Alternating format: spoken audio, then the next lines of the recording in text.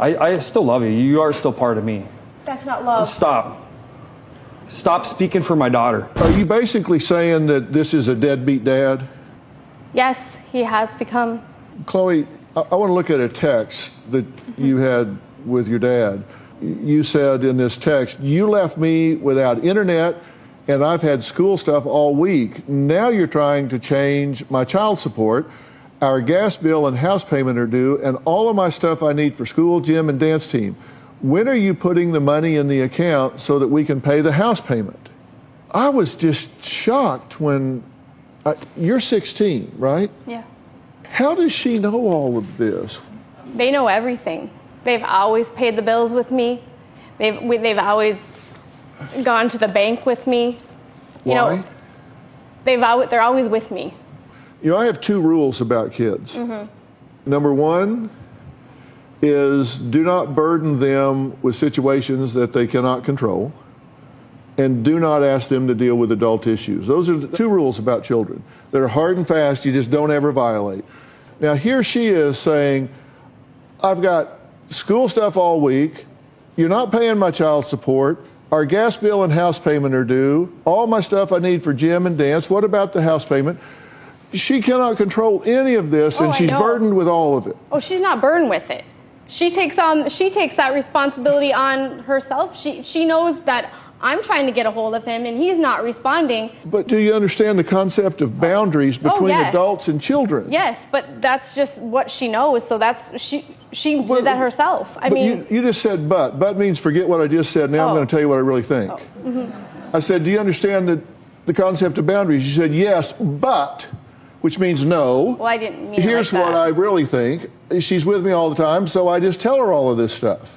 She sends him pictures of the refrigerator with no food in it. You're taking on things you don't have any control. You don't have any control to influence this. When I don't have food in my house, it's kind of hard to... I understand. And he told her that she needed to take care of paying the bills. They know everything. It's not because of me. They know... No, it is because of you. It's not just because of you, but it is because of you. Both of you parents are dragging these children into adult issues. I don't drag them into it. He has talked about everything in front of them. How did you know to send that text to your dad? Well, our house payment was due in a day. How did you know that? I've always been around it. I mean, I went to the bank with them when we got the loan out for our house. I mean, since I was little, I've been with my mom through everything. We're together. We're inseparable. But there are times when you should be separate because there are adult issues that adults deal with and children issues that are just specific to children. Do you see my point? Yeah, but I never have had anybody else. It's just me. I reject that because you can't tell me you can't go in the other room and they're in bed and you say, okay, well, now it's time to deal with the financial issues here, and these are adult issues and we're going to deal with them. I'm not going to take my 14-year-old or 15-year-old or 13-year-old or whatever it is at the time and burden them with the fact that we may lose our house tomorrow. He tells them that. I don't burden them with that. He told me that he's going to let the house go back to the bank, that he's going to leave me without insurance, right on the phone. I'm not at fault here. I'm very protective of my girls, and I don't expose them to horrible things that he exposes them to.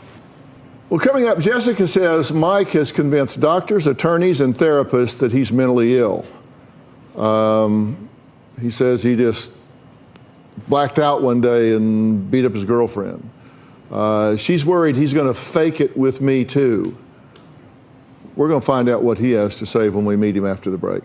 Our house is completely falling apart. Our washer does not work. Our main shower does not work. We have flooding coming from our basement drain. We have flooding coming from our dishwasher area. And Mike just says he doesn't care. Mike can't fix any of our stuff, but he's remodeling his girlfriend's bathroom and fixing up her house. Seeing Mike take care of another family over his own daughters is very heartbreaking. Well, Jessica says her soon-to-be ex-husband of 23 years, Mike, is abandoning all of his responsibilities, the house, the bills, his daughters, 16-year-old Chloe and 18-year-old Zoe. But Mike says Jessica is brainwashing the girls into hating him. To support Jessica and my family, I had to work 12 hours a day, 7 days a week. At one point, I had 2 full-time jobs. Jessica was a stay-at-home mom, but she let things go. The house looked horrible. I say there's 3 feet of clothes on the floor. It's this much paperwork from one end of the counter, across the stove. How can you cook? You can't cook. After a 12-hour shift, I'd have to come home, clean the bathroom, snow blow. I was never allowed to take a break. The most important thing to Jessica was getting my paycheck. Jess will call me 9, 10, 12 times in just a matter of a short period of time. Because I explode. Your mom is psycho, and I just can't stand her. We got a car payment due, or we got a house payment due. She'd start yelling because of money, or because I'm a deadbeat dad, or I not supporting them because the bills. That's all it was the bills. I told him previously that the house payment was due on the 1st and now it's overdue. Jessica is turning my daughters against me. She coaches them. My girls always know what's going on at home because they always have paid the bills with me. Chloe will say to me, why is your check this much when it should have been this much? That's exactly what Jess would say. So I call him saying that I don't have money for food. Then what do you expect me to do? Like, where do you expect me to even live? I finally had a terrible, terrible mental breakdown because Jess and her coaching Chloe to harass me about money, I gave in. I have been pushed into snapping. I need for her to stop, and I need help. Mike, thank you for joining us here. You've been listening, correct? Yes, I have. Are you parents putting these children in the middle of a bunch of adult issues where they shouldn't be? I believe we are. I believe that we're putting them way too far into adult issues. Have you moved away and emotionally, financially, behaviorally abandoned this family? No, that's not true at all, Dr. Phil. I moved away because I had to transfer for jobs. I'm still paying more than half of my check to them each week or bi-weekly when I was working. And if a person would abandon them or a deadbeat father, I would have left and said, see you and goodbye. I have not that. What's that? You never called me the first year you moved there. I have called you. I've called both The first year you girls. moved there, I didn't get a single phone call. Oh, okay. Okay. Well, we do have one of the voicemails you left her, which says, your mom is blanking psycho, and I just can't stand her. So yeah, you know what? I do love you, but your mom, I blanking hate. Absolutely. Is that appropriate? No, it's not. But when you're pushed... There's that word but. But. No, it's not appropriate, but I'm going to now justify it. Because I was pushed, is what you're saying. It's just to the point where I'll snap. And I don't care what I say then. You get to the point where you don't care if you're emotionally traumatizing your child. At that point, no. Yeah. How do you feel about that? How could you even look me in the eyes right now? I still love you. You are still part of me. That's not love. Stop. Stop speaking for my daughter. I'm so sick of you always cutting in and speaking for these children. That you always do that. You just don't shut up. After all the things you've said, how can you look at me right now? What? After everything you've done, when you say I'm up, You called her psycho. I called your mom psycho. You called You Chloe called her psycho. psycho. Okay. Exactly what your mom says. Maybe She is because- coaching you 100%. maybe because we're together all day, maybe because you haven't been here in how many Well, years? where do you want me to, well, then I'll come home and then you won't get the money you wanted. What? I'm It doesn't mean I'm not you going to come on abandon this show us. and get beat up. This is to build a relationship between us, and that's what we're going to try and do. Without your mom's anything. Forget about Dr. Phil and all that. Just dad to dad. Let's just talk. I've got 2. They're boys, but I've got 2.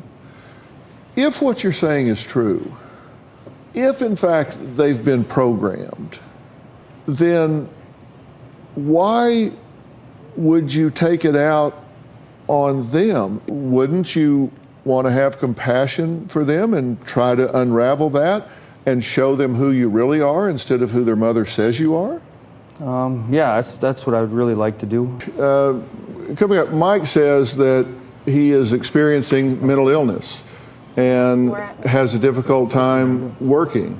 His soon-to-be ex-wife says, no, I think he's faking that. so he can get out of work, because if he can get out of work, then he doesn't have money. If he doesn't have money, he doesn't have to pay me. And so this is all about escaping accountability. We'll see what Mike has to say about that when we come back. So Mike definitely has some issues with mental illness, I'd say, judging by his behavior on stage towards his own daughters. So far, I think both parents are being inappropriate with their daughters, involving them in adult matters. Why are these girls aware of the house payment, the child support payment not being there, or anything like that? It's just not something that kids should have to deal with or feel stressed out about or have anxiety about. And it's just inappropriate. It's parentifying them when they're too young to even deal with that. They should be focused on school. They should be focused on their social lives. They should not even be aware of too many of these financial issues. Obviously, if there's no food in the fridge, they know that there's no food in the fridge, but they don't need this level of awareness. And the dad just came out angry. I don't know what his problem is, but yeah, that's just my 2 cents right now. At a spousal support hearing, and Jessica was asking for $9,600 a month for alimony and child support. I've made $10,000 a month, but you're working every day of the week. I am almost 46 years old. I don't work that much anymore. Jessica wants to bleed me dry, physically, emotionally, monetarily. Did you say you've been working since you were 6? I wouldn't say 6, but probably since I was about 10 years old, I started working between mowing lawns and all that good stuff. And you say you're tired of working. I've worked all my life. What do you want from your dad? I just want him to meet my basic needs. He left leaving me emotionally so long ago. I at least need to be taken care of. And you won't even have a normal conversation with me, because you sit there and you have Nan in the background running her mouth telling you what to say, and then you repeat it. That's false, but I'll listen to you. What do you want from your father? I don't ask for a lot, but when he promises me to help me, you know, buy a car, help me with college, or just little things if I need money for food or gas, or he offers to help, and then he just breaks those promises. So your cell phone, who pays for that? My cell phone, that's the only thing you pay for. And you told me Who fixed your car when you got in that accident? I'm saying you offered to help me. But I did, didn't I? I gave you my credit card. Okay, what do you want from your father? I just want him to follow through with what he says. I'm just trying to wonder how I'm supposed to help pay when I'm only getting myself minimum wage and the rest is going to your mom. Then just don't promise me. Don't promise me things if you can't Well, then you should follow ask your mom, because that's my money. What do you want relationship-wise with your daughters? I want to have a relationship with my daughters without Jess being involved. Mm-hmm. And what do you want that relationship to be? To where I can call them and have a normal conversation without any outside influence. I want to be able to, when I come home to visit, to be able to take them out to dinner or do things with them. What is your ownership in that? What's your accountability for it being off in the ditch? Half of it. Well, what? What is it that you've done behaviorally, mentally, emotionally, that's caused this relationship to deteriorate? Probably yelling. Just when she won that award right there, you were horrible to us in a motel. And it's always my fault. Everything is Mike's fault. You did nothing wrong. I did not do anything wrong. I am a very good mom. When you wanted me to be in the car with you when you got in an accident. Oh, I know. And you were at least very smart about that. But you were drunk. Yes, and I'm at fault. What do you want me to say? I'm an alcoholic. What do you want me to do? I have something wrong with me. And I don't. Mental illness is no excuse for any of those actions. That was not a mental. Alcoholism is a different thing, other than being mentally sick. I am mentally sick also. Even the things you claim to have right now, none of that. Like PTSD. There's no excuse for being psychotic. There's no excuse for that. Well, what should I do, Dr. Phil? I mean, what do I do? How do I make this work with my daughters? Well, I'm glad to hear you ask that question. I sincerely am glad to hear you ask that question, and I wonder if you're sincere, or if that's a rhetorical question, which really is a statement in disguise, meaning there's nothing I can do. I want a relationship with them. Mm-hmm. And I can see out of the corner of my eye, everything I say, she's constantly not shaking her head. So, I mean, what do I do? Because we all know the truth. Well, See, she don't even give me a chance. Mike says if Jessica is hungry or the house needs repairs, that she should stop whining and get a job and help the family instead of relying on him all the time.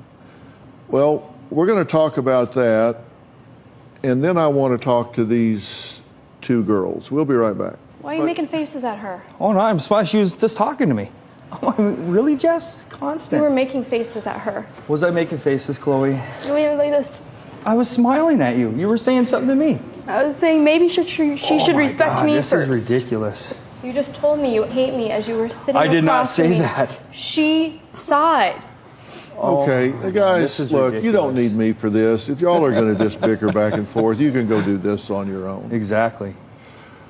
I asked him what his accountability is in this family being off the rails. What's your accountability? I haven't done anything. I've always done my best with my kids. I've always taught them morals and values. I've always done everything with them. We're all very close. I haven't done anything wrong. You wouldn't do anything differently. There's nothing you would change in your parenting. No, So you've been perfect. it's not about perfection at all. I just believe in doing the right thing at all times. Do you think you might have, at times, been a better role model? I've always been a good role model. I don't drink. I don't do. I don't cheat. I'm basically always at home or with them. I've been a very good role model. Do you think if you had sat down with the girls and said, look, if he's not going to be in the picture here, we need to rally around and become self-sufficient and do the things that we need to do to make our own way, and I'm going to get a job, and we're going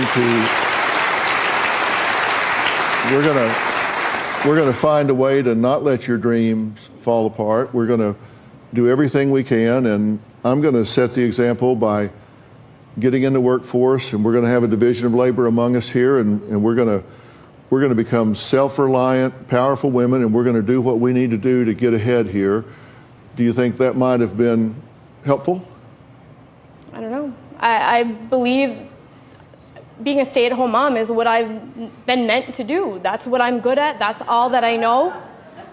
Well, that's And I feel that she should have the same as she did. and that's great if you can afford it. But I'm saying there comes a time when things change that you have to be adaptive and roll with the changes. And you're an LPN, right? I've always been a stay-at-home mom. I went to school for that. But I are you an worked across- LPN? Yes, but I'm not able to go into an acute care setting and physically take care of someone. But you are a licensed practical nurse. Yes. And don't they require continuing education, and you have to meet requirements every 2 years? Yes. And you've done that. Yes. Across these 23 years, you have taken the initiative to keep your LPN current on your continuing education, right? Yes. So as you sit here today, you are current and licensed to go into the workforce as a licensed practical nurse. Yes, but if I go into that position, I'm not going to be able to care for a patient because that was, 20 years ago. I would need to go back to school to retrain. Which you could do, and probably are going to have to do, right? I don't know. Okay, here's what we're going to do. We're going to take a break. I'm going to ask these parents to step down into the audience for just a minute, just sit in the front row. So I have an opportunity to talk with just the daughters here for a minute. And I'm going to ask someone to join us who I believe has something important to say to these girls when we come back. So the dad is an alcoholic, which makes sense, I guess, given his demeanor on the show. And it seems like he is exhausted. He says he's been working since he was 6 years old. I have compassion and empathy for him just working 12 hours a day, being exhausted and feeling the weight and the pressure of having to financially support the whole family in this day and age, in this economy where nowadays both parents often need to work. I do agree with Dr. Phil that the mom should start working again. I think she should have started working again already. But I also see from her perspective that when you've been a stay-at-home mom for years and decades, it means you're out of the workforce. That's going to make it very difficult to just jump back in. Often you're missing those decades of work experience on your resume. And like she said, she would have to go back to school. But in this case, I believe it's absolutely worth it. And she's going to have to do it anyway. So she might as well start now. So I've asked someone to join me today. Mike Bayer is a life coach. I refer to him as Coach Mike, who is beloved by his clients and has helped a laundry list of A-list celebrities and to get and keep their lives back on track. Now, Coach Mike focuses on helping his clients break free of whatever patterns they're in that aren't yielding them the results that they want. Now, he doesn't assume that they're broken. He doesn't assume that they're mentally ill. He doesn't assume that there's anything wrong with them, other than that their current patterns are not yielding the results that they want. So you've been listening to everything, and I've been watching you down there listening. Let me just give you a chance to give your reactions first off. My initial reaction is, I'm sorry you both have had to go through this. I'm sorry that you are just stuck in a dynamic with your parents that just isn't working. I think what I heard was when you say your dreams were shattered, I think that's a learned behavior from your mom. Your dreams aren't shattered. Do you know that? Every day you can live your dream. And it's not too late, you're 18 years old. And for you, Chloe, I'm really sorry that you've been stuck in the middle of it. And to me, it's how do you two connect as sisters?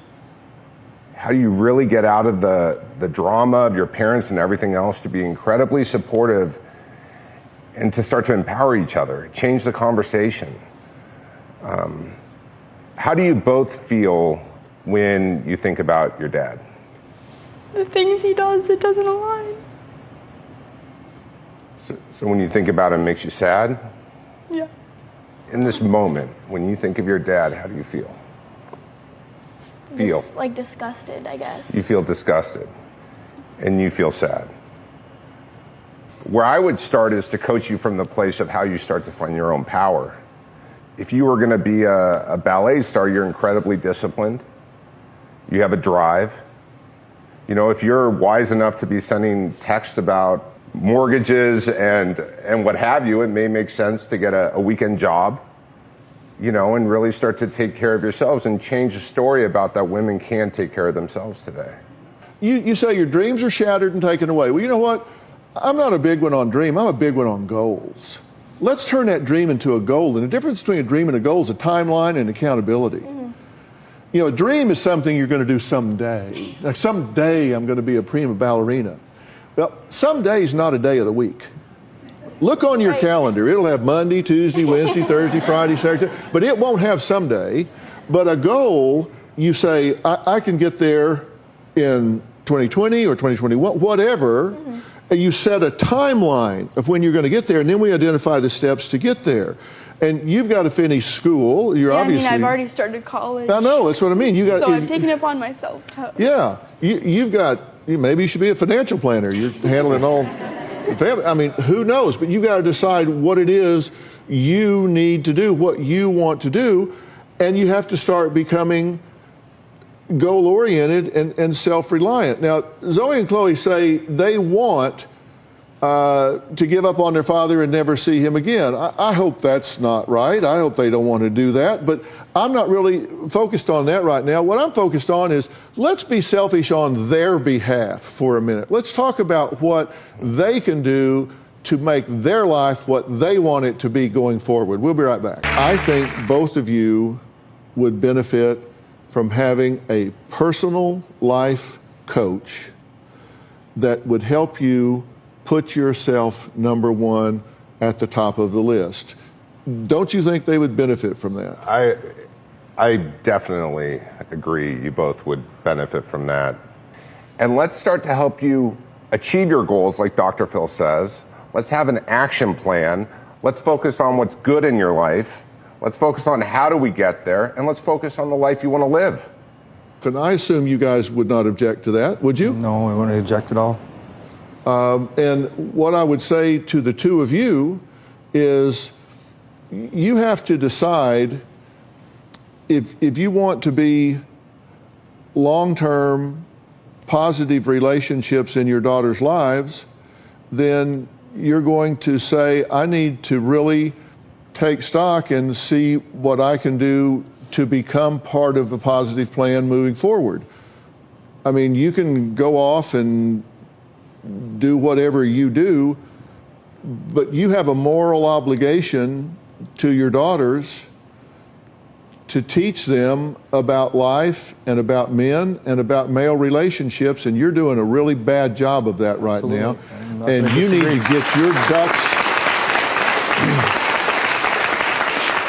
You need to get your ducks in a row and come to these girls where you can look them square in the eye and say, look, I'm sorry for losing my way, and I'm going to get myself together and be a touchstone in your life. And if it takes some professional help to do that, then I'm willing to arrange that for you and get you the kind of help you need so that you can be the kind of father these girls deserve. That's exactly what I'm looking for. And the same thing is true with you.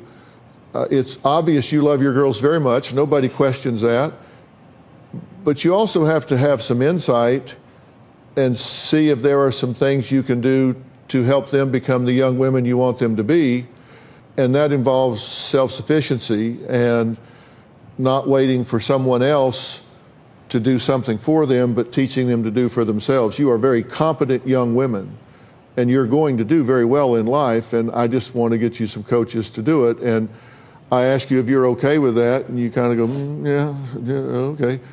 I would think you would enthusiastically want them to have some objective professionals that would advocate for them in the pursuit of their goals. I do. I just feel like I'm being presented in the wrong light. Well, it's not about you, though. It's about your girls. No, it's not. It never is about me. It's about your girls. Okay, so in this episode, we have this married couple that's in the process of divorcing. The dad is an angry alcoholic with mental health issues, and he has been working his whole life. He works 12 hours a day. He's exhausted, and he's financially supporting the whole family and struggling to do so. The mom claims that she does everything right, that she's a great mom, a great role model, but she refuses to get a job and help out, even though both of her daughters are older now. One is 18, I forget how old the other one is, but she just enrolled in college. So it's not like they're toddlers or middle school age. I mean, this is the perfect opportunity for her to go back to school, get a job. But clearly she does not want to do that, and she's involving her children in adult matters. Both of them are. The dad, his relationship is so fractured with the kids. I'm glad that Dr. Phil told him that he is going to be the model for what their relationships with men will look like in the future, and he's doing a terrible job. If he doesn't change his behavior soon, he's going to see this same dynamic play out in his daughter's future relationships, future marriages, and it's going to continue a cycle, and that's how you end up with generational trauma. I'm really shocked that the mom was still defending herself at the end with this like innocent look on her face, like, and says, it's never about me. You know, Dr. Phil said, it's not about you. And she says, oh, it never is. Okay, really? I'm kind of getting sick of the act that's going on. I would really prefer if she would take more accountability for how things wound up. Obviously, the dad is a problem. We can all see that. But I think that her response to this has not been helpful in certain areas. I don't think she's a bad mom. I just think that she's not really taking responsibility for some of the roles that she could be playing or some of the negative things that she has done. But what did you guys think about this? Do you think that the relationship between the daughters and their father can be... Do you agree that the mom should get a job? Do you agree with Dr. Phil that the girls should start looking for a job? I do, mainly because what other choice do they have? Obviously, I'm sure they would prefer not to be working while in college, but if they have no other options, that's what they have to do, and many people have done that as well. If their mom would get a job, that would certainly help them out in that regard. But you guys let me know what you thought about this. Drop it in the comments.